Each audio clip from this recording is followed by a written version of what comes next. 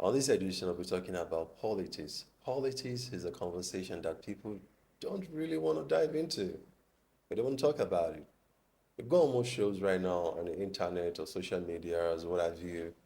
You see people trying to hide away from or shy away from politics because they don't want to, get their door knocked one night and go like, hey, Mr. Man, come outside there and come shop cane. Now you didn't hear about us. You just dey talk anyhow about us for social media. People are scared these days, when they're talking about politics. But it's a conversation which we all have to talk about because we live in a democrat world. Talking about what is happening in Niger right now, the Nigerian president, sending troops to Niger to reinstall the original president who is supposed to rule Niger. But then we have militants, we have a military region right now taking over Niger, and they have their reasons to as well. Everyone has an opinion. And for them taking over Niger right now, they say, according to them, the military, that they want the best for the country. And the Democrat is also saying, no, we can give you guys the best.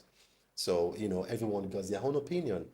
But, but then, you guys should hold on with. But then, there are ways to do things, even if as a military regime, you still feel that a lot of things are not going according to the way constitutional, manner should be in the country. There are ways to go about it instead of, doing what do they call that thing? Say, coup d'etat thing, it's I don't know, but then it's something that should be looked into because if in politics and as a politician, and as a chairman of Africa, who is the Tinubu, sending troops to forcefully remove the military ruling there at the moment and then reinstall the Democrat president there, you're just gonna do it violently, and doing it violently, you're going to destroy the things you feel, in your opinion, you're trying to protect because you want to take them out by force. And they are not going to leave peacefully because you want them, taking them by force is like taking them out of, like, through shame, in shame. That's true. And they knowing that you're taking them out from, that position in shame, they'll want to destroy things for whoever you guys think, oh, all right, you guys want to give it over to Democrat, right? All right, but then we're not going to leave things the way they were. And this as well happened, in the 80s too as well. We all grew up into the 90s, from the 80s into the 90s, and then all of a sudden we woke up one morning and realized that, hold on, the Western world, those that are ruling, in the Western world, wear suits, but African rulers wear uniform. So we grew up in that military regime whereby we didn't even know how it all came about. We just realized most African countries has our soldiers as presidents. They have their reasons to as well. Were things not going the way they thought things should go? Are there things they feel the country is lacking? Because talking about politics and talking about politicians and talking about any ruler of any country, the next in line that is almost close to them are the militaries. So they know what is going on. They go, they also sometimes secure them or guide them to all these foreign meetings they do. They see what is going on. They hear what is going on. Part of the security, securing the president or whoever they are securing. So they kind of hear things we don't hear. So why are these people trying to take over a country forcefully? And why are the Democrats trying to take the country back from them as well, forcefully? Which I believe, in my opinion, that whatever it is, and anyhow, a country should be guided. I think it should be in peace. It should be in peace because you can't say you love the people of Niger right now and the whole African country right now, the whole African leaders have all gathered together, form a unity to take you out from there. People are going to die. A lot are going to die. Jobs will be lost, houses will be burned, cars will be burned, life will be lost. And let's talk about the life. Innocent life will be lost. And as in politics, we have cultures and we have politicians and we have politics and we have culture. And I believe that with African culture, I think we just like to live under that rule, that regulations. African people grow up in a sense whereby, I wouldn't call it order, but then we just like to be guided. We just have that spirit of being guided into doing the right thing. That's how peaceful we are as Africans, and which is why we still believe in our politicians, and we believe that there are a lot of things that should be done, which possibly our politicians are not, thinking about. But we feel that if they could, add that to their, whatever policy agendas, it would really benefit the African, youth today and, generation, Africa in a whole, not just the youth, even the adults. Because there are a lot of adults as well who've suffered from military regime from the 80s to the 90s until the millennium before they all start giving up, allowing the Democrats to take over Africa again. But then you could see this is trying to repeat itself again, which in my opinion, I don't think it's appropriate. I don't think so. But then, if there is a way the military, ruling in Niger right now, feel that policies that should be put in place for the Niger people to really have this freedom of, this, sense of, liberty, then there are ways to go about it and not just, having that coup d'etat or whatever it is. But then, in Africa, to me, in Africa, I think we are trying. I think our politicians are trying. It's a gradual process. We'll get there. We'll get there. And sometimes we sit down and we go like, why is our politicians just going for all these submit meetings and G4, G5, G7, G12. I think it's G12. I think I got the number. Going for this G12, and we feel like, why are they going? Why are they embarrassing themselves to keep going? And then Africa is not changing. But then I think it's a gradual process. They can't just go and just go like, hey, Western world, you guys should leave us alone. That would be hell on us. That's true. Believe me, they know what we don't know. There are a lot of things going on in there that we feel that, or for example, the Nigeria president can just wake up one morning and go like, the whole world, I beg, leave us alone. We can do things by ourselves. Believe me, that's when you will know that Nigerian president is not the one actually ruling the country. That's true, indeed. That's what I true, think. indeed. That's what I think. And also, one thing that I have studied is that in Africa, history will keep repeating itself if our leaders, those we call politicians, Yeah. their subordinates don't do what the youth or the citizens expect them to do sometimes. Okay. That is provision of work for some of the youth. In Africa, you come to this continent and you meet a lot of educated beings into construction, into works that they are not supposed to be doing. Meanwhile, our leaders have the ability to provide them the jobs. Yeah. They come in power with their political promises. Sometimes, instead of providing jobs, they start to build the jobs and they leave it halfway done. And when the next party comes, instead of completing that job that the party A stopped, Yes, started he and would, then he would, stopped. yes, they will Yeah. start another one. Yeah, because since Party A started that one, if I help him to finish it, it's going to be on his signature. Yes. I won't finish what will not be on my signature. Meanwhile- let me abandon that one and start my own. Meanwhile, we all are serving the country. And as well, in that aspect as well, to chip in into that area at that point you just made, in that aspect, that's waste of resources. It's true. Because the Party A have started, it came on TV, told us millions of dollars was spent over Yeah. that project. And Party B, you are now on power. Instead of you to guide that millions of dollars that is spent by Party A, you just want to put it aside. Yeah. That's waste of resources in that aspect. That's in my opinion. What I'd like to add on that too is the fact that I believe in as much as we blame the political leaders, we citizens too have played a major role in the destruction of Africa. In that the leaders know what you want. Because, when you look at the scale in Africa, those who are doing well, the ratio of those who are doing well and those who are just surviving, Yeah. the survivors are very high. The number is high. Yeah. So that will definitely affect the economy. Yeah. So when it's during the political, when they are doing the elections and everything, the citizens, they're really they let us down in that the political leaders, those who are vying, they know if I go to this certain village somewhere, I just give them flour, I give them like oil and such things like that just to close their eyes. They've already Corruption. bought them.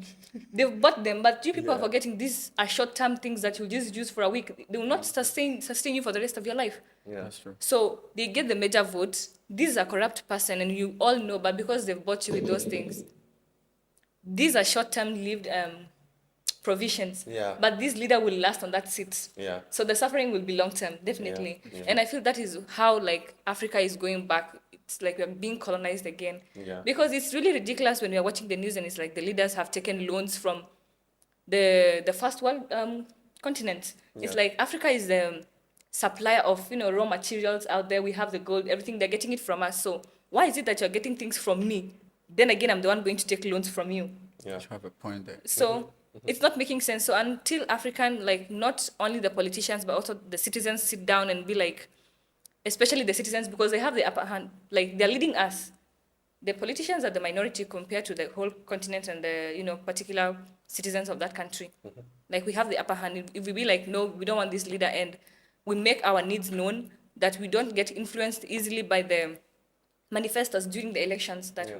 we are like, no, we don't want to be bought by this, but because we know definitely we have this good leader who will end up talking about our rights, and we are able to get whatever it is we want, then I feel like we'll go a long way other than just being focused. Yeah, but then in that aspect, what you Yeah. just said, in that aspect, you said that the citizens also should be blamed in one area, Yeah.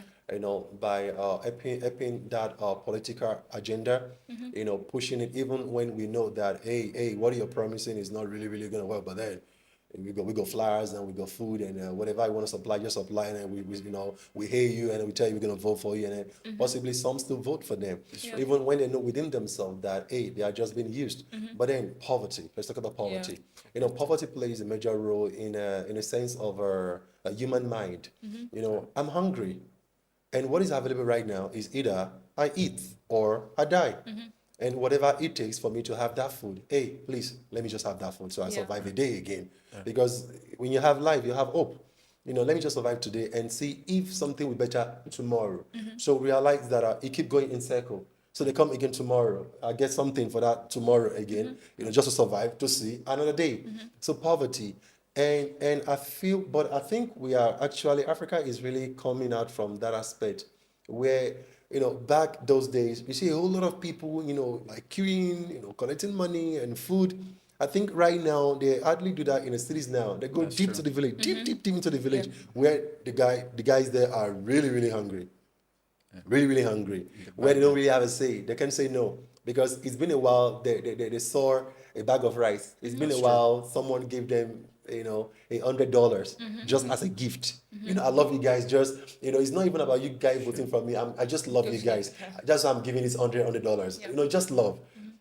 In the mind of a poverty, you're speaking something to their mind. Yeah. You say you're giving it to me because you love me, not because you want my vote. Vote, yeah. At the end of the day, I'll remember, Abba, at least this one gave me $100. But to come to that, someone giving you something for a short period of time, for him to attain a seat for a long period of time, where you are going to lose, you, your children, and your future, your generation, they are going to lose and lack from it.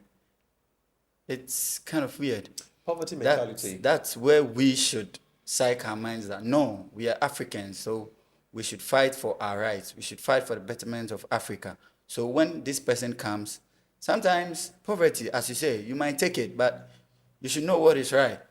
And that's what's causing some of the coup d'etat that's going on now in most of the countries. Yeah. In the sense that sometimes, that's why I called it political promises. They bring it, it looks so promising, as if they're going to achieve it. Yeah. But when they get a seat, they do what they like because they have the power now. Yeah. And some of the citizens, those in the army, won't agree to that. Yeah. Therefore, they will try to organize a coup. Yeah. Organize a coup. Yeah. And then when we talk about the military organizing a coup, don't forget the politicians are saying they are for the people. The militants are also saying they are organizing this coup because they are also for the people. So at the end of the day, it's about the people. Now, come to the people. What do we really want?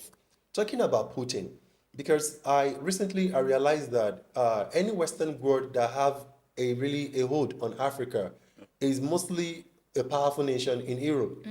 So I think Putin is lacking that power in Europe, not really having a relationship with Africa. And so during the recent issues with Putin and the Ukrainian war, he realized that, no, I think these guys I thought were my neighbors are actually my enemies. Yeah. I think the Africans, let me quickly go and amend, this, blackmailing, the blackmailing in the face of Africa. Let me start, Build a relationship with them. build relationship. And first, by forgiving them their loans, because recently,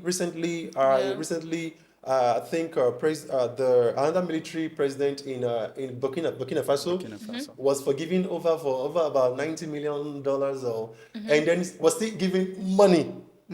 After Putin forgave them of their debt, Wow. he now gave them more money. Okay. What is he trying to do? He's trying to win into the Africans' heart. Yeah. See, at the end of the day, it's about the people.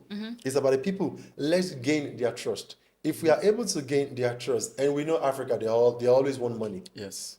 They always That's want how money. we all have side that money. We always want money. So Yeah. let's give them more money. The more money we give to them, the more, the more we are, we tighten our ties with them. And if we are able to hold Africa, that relationship, hold them, and stand strong there, we will be strong back home in Europe too as Yeah. well. And Putin also, in his own idea, I don't know his opinion, he feels that Africans are so religious that he knows African presidents, African leaders, automatically, normally, would not legalize gay. He knows. He And knows Putin knows Yeah. that if he could also do this in Europe, he would have some kind of ties with the Yeah, they Africans. will we agree on the Yeah, same. we are agreeing, at least Putin is agreeing with us on a religious level. Yeah. We don't want gay, we don't want homosexual, we don't want make man when they act like woman for streets. Yeah. And Putin is so strong, it's not a weak country. Putin is so strong that Putin strong. is straight. Yeah. The Africans they are still not able to bring it to really, publicize it that we don't really want all these stuff. Look at talking about Uganda. Uganda president came publicly recently and said that if any gay is seen in public or you are announced as a gay, I think jailed or dead. That Yeah, dead. Okay. Dead. So it came publicly. Now look at what would have happened to other African countries as well. He did that just recently, just a couple of days ago. He went to World Bank to ask for money. You told him, you and who? Which money? We are not giving you a dime.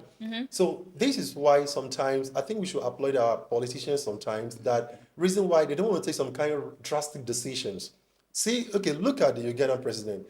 He took that decision. We all applauded him. Yeah. We all clapped for him. Yep. We all were like, wow, at least we have a president who is going to fight for us. He's really, voicing out his opinion. My dear, now the country is in jeopardy right now because without money, they can't survive. Okay, to chip into that, indeed, the country is in jeopardy. They need money. But most of the times when they take this money, the promises or whatever they want to tell us or what they tell us they want to use that money for, they can't give account of it. No. Well, Goes to the that's pockets. another thing. Yeah. That's why sometimes some of the citizens, most of the citizens keep complaining about politics in Africa. It's not so.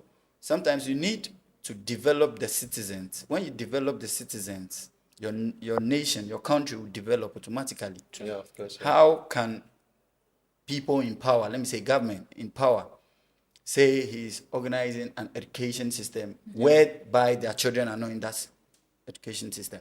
You send your children to the Western world. Meanwhile, you claim you have organized an education system suitable for the people in your country. So if you claim you have done something like that, why don't you keep your child in your country to do that? Do you agree with him on that one? That's a good question. Yeah. Yeah, you agree on that one? Yeah, I agree. Okay, on that aspect, I do agree with you, but to some level, because I'm a president. I've built an educational system for my people, my citizen. I think that president still, or that politicians, whoever, still have a choice.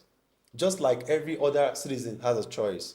We've got local schools, we've got private schools. It's a choice. Building educational system in a country does not mean that my kids have to go to that go through that education system in that country too as well. Just like every citizens who have a choice not to even take their kids to the education system that the politicians are building for their citizens. And to round it up with this one, in my opinion, what I think is that, but I love what you just raised. What I think is that you've built a system for the people, and you come on TV and you tell us it's the sweetest. You tell us it's wonderful, that we don't have to pay a dime. A politicians building a nation, a school system, educational system, and still, which we all talk about all the time. You said you've given us education system, but then your kids are abroad schooling. I think it's the choice that that president also has. I think a president also have a right to their own choice as well, which the citizens too do have to as well. Just like knowing the system is built, educational, and then I decide to take my kids to London, to US for education. But then the system is there, it's working in your country, in Africa. In that case, why don't you develop your educational system to meet the standard, if not 100%, at least close to the standard by which your child is studying? I think it's a gradual thing. I think we'll get there. We'll get there because at the end of the day, it's still about going for more money. And we Africans, we always say that our president go for more money. Yet we have resources that can fetch us that money. But that resources that we have that can fetch us that money, we don't have the equipment to bring them to life. Then we don't have the refineries. No, we don't. No, what do we? No, we don't, right? We don't. Hey, so we don't have the refineries. We don't have what it takes. So when we go for the loan, why don't we use that loan to get the refineries? What I think there is that you've told me that you've built a system, educational system suitable for my kids. That's what you've told me. And you said it's free.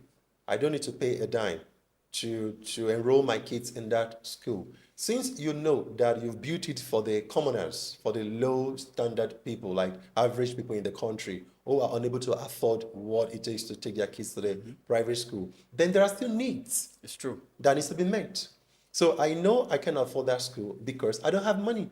So my child needs books, textbooks, uniforms, technology. We live in technology world right now. At least laptops. At least give them laptops. Let's know. Okay, you see, in that aspect, I think that in my opinion, I feel that whenever our politicians or our leaders go for a particular loan in one area, let's talk about educational system right now. We're talking about what will benefit the youth now. In that area, and you're saying you're coming to build school, please remember we need laptop. It's true. Don't just collect money that will put building there. Let the money reach laptop. Let it reach the charger of the laptops. Let it reach everything. Let it reach the, if it's phones, whatever you know would also empower the, I don't know if I'm making sense in that area. making The sense, education system. To boost it, you properly. provide them. Provide properly, That is true. properly. Yeah, so by the end of the day, I feel like in as much as they want to take the loans, it's fine, go take the loans. But let us see the impacts. Like, don't just take the money, because by the end of the day, they'll still be like, the economy is down. The basic human needs, food, we still can't afford, which I feel like is very ridiculous. Because if you go to Europe and other countries, in as much as everything, they will tax everything. Everybody is able to afford food, water, and, clothes, because these are things I need. I might not need electricity, but right now it's like more of, it's needed too. But at least I should be able to afford food. In Africa, everything is taxed, everything is high. Like those in the low class, what are they supposed to eat? Like if you raise the food, the prices, how are we going to survive? And this is what is causing all the chaos. Because the moment I cannot afford food, I'll go to the road and I'm going to riot, because why am I not able to buy food? First of all, there are no job opportunities. You're taking the loans. When you're taking the loans, we are expected to pay back that money. So now, in order to generate that income, you have to tax my income too. I'm just earning like hardly 10,000 or even, 10,000 if we talk Ghana cedis, maybe 1,000 cedis. I'm not able to earn even 1,000 cedis. In that 1,000 cedis, I'm supposed to pay my rent. I'm supposed to take my kids to school. I'm supposed to have something to eat. How are we going to survive? I think these are some of the things that really need to be put into consideration. In as much as we need our kids to go to school, the parents too, they need something to earn that income to be able to send them to school. Like by the end of the day, we should be able to afford everything that we need to survive on. Okay, so here in Ghana as well, before the introduction of the free education system, there was a normal standard of living. After it was being introduced, free education. You're not supposed to pay anything for your child to enroll in a senior high school. A year or 2 years down the line, we got to see that, no, the standard of living was boosted. Okay. And the standard of living went from low to high. Yet still, we got to know that money was taken to fund the free education system. So if the standard of living has also increased and we are paying tax, where is that tax going to? If you said you've gone for loan to fund for the senior high school, which is free now. Therefore, if you've gone for that loan, provide the teaching and learning materials for our kids, our brothers, in school, so at least they too would be able to meet up with those up there, the Westerners. Yeah. You could tell very much that even with all this provision, which is low provision of teaching and learning materials, most of our students are being on the same line with them when it comes to academic. Yeah. They are able to beat them. So imagine they are also having the provisions what it takes. that they have Yeah. there. Then they are going to do better Yeah. to improve our country as well. Yeah. Which are still, which still come back to the coup d'etat, and the reason why the military feels that it will be difficult for the citizens' voice to be heard, so they have that upper hand. Let's start in for them. That's nice. That's okay. But we Africans are not ready for any coup d'etat. That's true. Don't drive away democracy in a chaotic manner. There are ways to do things. We have a whole lot of educated people in Africa now. Back then, people were not really educated. So coup d'etat was easy, and then militants is just ruling. It's not now. We don't need that now. We don't need chaos. We can't be thinking about what to eat and be thinking about, where to pass to eat that food. Yeah. I'm thinking about food. I want to drive to get food, but I'm thinking about the military barrier I would have to meet on the road to get that food. Fear. Yeah. So we don't need that coup d'etat in Africa. So if any military region is trying to fight for us, don't fight for us in that manner. We need peace in Africa, and we also need to give our politicians the time and also the space to breathe, not just to breathe because they've been breathing anyway. True. They've been breathing anyway, They've been breathing. not just to breathe, but then I think since the military feels that they have that voice, they have that upper hand than the citizens to really speak for us, I think there should be a level of arrangement, whereby there'll be meetings. If there'll be meetings where the military can go like, this is happening, this is happening, this is happening. We don't want that for the people. Yeah. The people are suffering. You are politicians. Please put this in order. Yeah. And we give you 6 months, 1 year to put it in order. If you don't put it out, we go cane you. Okay. So in that area, the citizens have some kind of confidence, knowing that, okay, the military will speak for us, but not in a chaotic manner, Yeah. but will speak for us in an educational manner, whereby, in a civilized manner, Yeah, civilized. whereby we know that whatever they bring on the table, they can work around it and then bring peace at the end of the day, than thinking we are fighting for our rights and then still yet killing ourselves. Earlier, you spoke about poverty. Yeah. I want to touch and link that with what you just said. We know the government is the one in charge of appointing authorities, certain authorities, ministers and co.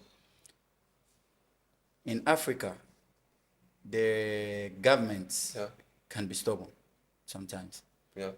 If you try to attack the government will also worry you. Yeah. It will step you down for you not to have the say. Yeah. So if you are trying to, hey, the citizens, they don't need this, they don't need that, they need this and that, the government will bring you down.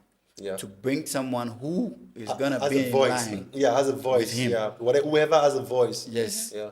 with him. So if our presidents are doing this, I studied something and I got to know that it's only African countries that go out there to borrow money. The continents, all the continents, studying it, most is African countries.